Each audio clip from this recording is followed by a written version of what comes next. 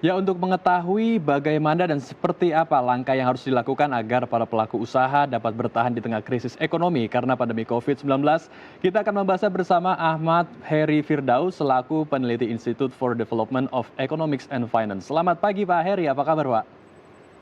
Selamat pagi, Mas. Kabar Selamat baik. pagi, baik. Pak Heri, kita akan berdiskusi seputar mengenai ekonomi yang mengalami krisis saat ini. Nah, sebelum membahas Ya, pelaku usaha yang perlu menggunakan ruang digital saat ini, ekonomi Indonesia berada di bawah kenaikannya ya, minus 5,35%. Ini data menurut ya, BPS atau Badan Pusat Statistik. Nah, ya, sebenarnya apa yang harus dilakukan oleh warga, terutama para pelaku usaha di tengah krisis seperti saat ini, dan bagaimana Mas Heri melihat fenomena saat ini? betul. Jadi tanda-tanda resesi bagi Indonesia ini kan sudah semakin dekat gitu ya. Pertama di triwulan 2 kemarin ya, pertumbuhan ekonomi kita itu negatif atau minus 5,3%. Nah, kemudian juga di triwulan 3 ini yang nanti rentannya itu antara bulan Juli sampai September, ini juga diprediksi akan kembali negatif ya karena melihat berbagai indikator pendukungnya, indikator pembentuk daripada pertumbuhan ekonomi itu sendiri yang sudah saat ini sementara ada, ini menunjukkan hal-hal bahwa nanti kemungkinan besar di triwulan 3 kita akan kembali negatif ya.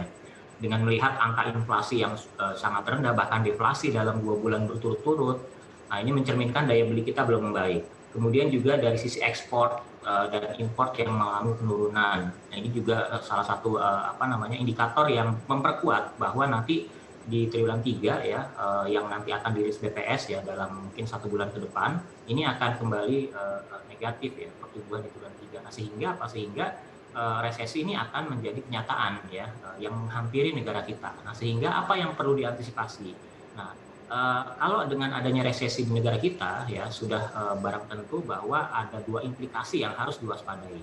Pertama adalah pengangguran yang akan melonjak cukup besar. Kedua adalah kemiskinan yang juga akan melonjak cukup besar. Nah, disinilah bagaimana kita baik pemerintah, dunia usaha dan masyarakat bisa memperhatikan ya atau mengantisipasi dampak peningkatan pengangguran. Nah, ini kan kalau misalnya para pekerja dunia usaha misalnya ya ini tidak segera mencari jalan keluar. Nah, salah satunya dengan memanfaatkan ruang digital. Nah, ini kan bisa memperparah ya dampak pengangguran yang kemungkinan akan naik secara signifikan. Nah, jadi salah satu upaya untuk mengeliminir dampak pengangguran yang diprediksikan besar ini adalah dengan memanfaatkan ruang digital. Ya, di mana kita tahu bahwa pandemi COVID-19 ini kan memberikan dampak negatif atau disrupsi yang cukup besar terhadap aliran rantai pasok di fisik ya, secara fisik ini menghancurkan rantai pasok gitu ya. Jadi aliran distribusi barang, kegiatan aktivitas ekonomi secara langsung. Nah, ini kan semuanya terdisrupsi. Nah, oleh sebab itu perlu ada upaya yaitu dengan memanfaatkan ruang digital ekonomi untuk kembali, salah satunya adalah membangun rantai pasok, kemudian juga mencari partner bekerja sama dalam dunia digital hingga sampai ke aspek pemasarannya juga di dalam dunia digital. Nah, ini setidaknya bisa membantu lah ya mengurangi dampak negatif terhadap pengangguran tersebut seperti itu. Baik, Baik, jadi Ya, menurut Pak Heri memang satu-satunya yang mungkin bisa dilakukan untuk ya. meminimalisir dampak-dampak negatif dari PSBB yang panjang ini juga adalah dengan memanfaatkan ruang digital. Sebenarnya betul. aspek apa saja dari ekonomi yang bisa dimanfaatkan dengan ruang digital, dan ruang digital semacam apa yang mungkin cocok digunakan saat ini dan paling tidak efektif? Ya, jadi banyak ya ruang digital yang bisa dimanfaatkan ya, mulai dari aspek membangun rantai supply ya, katakanlah bagaimana kita kalau misalnya dunia usaha atau industri mencari pasokan bahan baku. Nah, ini kan bisa mencarinya dengan layanan-layanan digital, membangun rantai pasok secara digital secara lebih komprehensif. Nah, ini bisa diwujudkan. Kemudian yang kedua adalah bagaimana distribusi ya pemasaran juga bisa sangat terbuka di ruang digital. Jadi dari berbagai rantai produksi hingga ke pemasaran ini sebenarnya bisa kita memanfaatkan ruang digital. Kemudian juga dari sisi konsumen, nah juga sangat memungkinkan untuk memanfaatkan ruang digital. Nah, sehingga aktivitas secara fisik ya ini bisa dikurangi dengan meningkatkan, di sisi lain meningkatkan aktivitas secara online. Nah, ini kan diharapkan ini tidak terlalu berdampak jauh ya terhadap penurunan produktivitas ya, yang itu akan berdampak terhadap menurunnya pertumbuhan ekonomi. Jadi memang ya dampak terhadap ekonomi jelas ada ya, pertumbuhan ekonomi negatif, tapi setidaknya kita ini ingin berusaha agar dampak yang sangat dalam itu kita ingin mencoba untuk bangkit gitu ya. Kita ingin mencoba mengeliminir supaya tidak terlalu besar dampaknya. Nah, salah satunya adalah dengan memanfaatkan ruang digital di semua aspek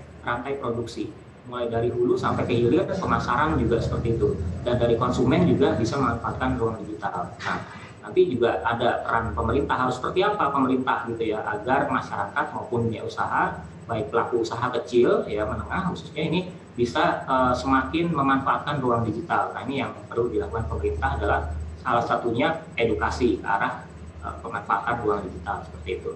Baik, jadi memang kemajuan teknologi memungkinkan sekali untuk ruang digital ini menyentuh dari hulu hingga hilir, tapi juga perlu support pemerintah begitu ya Pak Heri ya? Iya.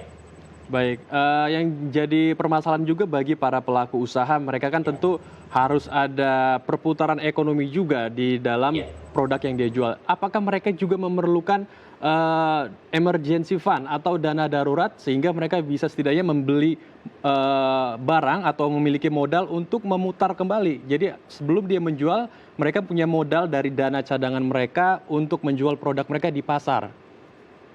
Ya betul, jadi memang betul ya, dana yang sifatnya bisa digunakan setiap saat itu memang perlu dicadangkan gitu ya. Nah, saat ini kan sudah mulai tren arahnya adalah kita ke transaksi secara secara digital juga gitu ya. Artinya kita memanfaatkan transaksi-transaksi yang dilakukan di dunia digital. Nah, kemudian juga kan ada bantuan pemerintah gitu ya. Pemerintah memberikan bantuan baik itu modal kerja ya untuk UMKM, kemudian juga untuk pekerja ya dan dunia usaha. Saya rasa juga perlu memanfaatkan ya stimulus-stimulus fiskal dari pemerintah. Nah, namun apabila bantuan dari pemerintah ini tidak diiringi dengan langkah edukasi yang juga diberikan kepada pelaku usaha, nah ini akan sayang gitu ya. Jadi jangan hanya diberikan uang, tapi juga diberikan panduan. Ini uang ini harus dimanfaatkan lebih dalam ke arah membangun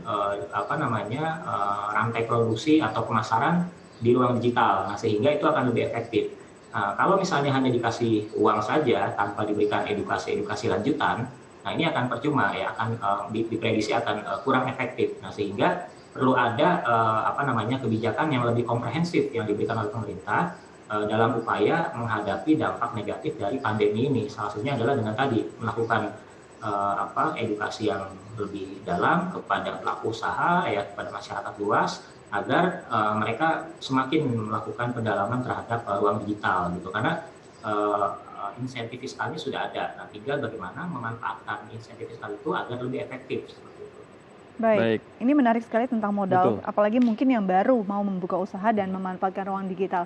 Misalnya dia tidak tersentuh oleh bantuan dari pemerintah. Dan ini pembiayaan, lembaga pembiayaan berbunga juga sedang gencar-gencarnya menawarkan pembiayaan modal. Apakah ini efektif dan langkah yang tepat untuk diambil oleh para entrepreneur permula?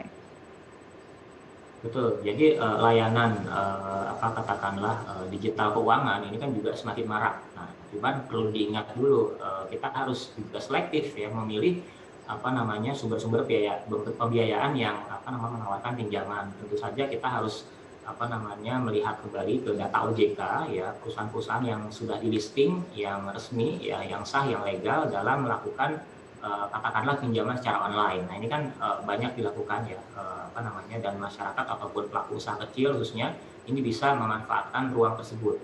Nah, tinggal nanti bagaimana juga perusahaan penyedia atau perusahaan pembiayaan tersebut setidaknya memberikan panduan tertulis gitu ya, mengenai arahnya ini akan dibawa kemana uang pinjamannya gitu. Jadi jangan hanya diberikan uang saja tanpa ada panduan lebih lanjut. Nah, jadi harapannya kan kredit yang mengalir ke masyarakat maupun ke UMKM ini kan bisa ditingkatkan optimalisasinya, efektivitasnya, sehingga berdampak terhadap bisa menurunkan pengangguran, kemudian menurunkan kemiskinan. Setidaknya kalau terjadi pengangguran tidak terlalu dalam gitu ya, angkanya tidak terlalu meroket signifikan, kemiskinan juga demikian ya, harapannya ini bisa membantu lah mengurangi dampak negatif yang sudah pasti akan terjadi ketika kita akan mengalami resesi seperti itu. Baik, jadi memang harus benar-benar jeli dan bijak juga mengelolanya. Terima kasih banyak Pak Heri. Ya, Semangat, sama-sama. tetap sehat dan selamat kembali beraktivitas. Ya, saya selalu. Terima kasih.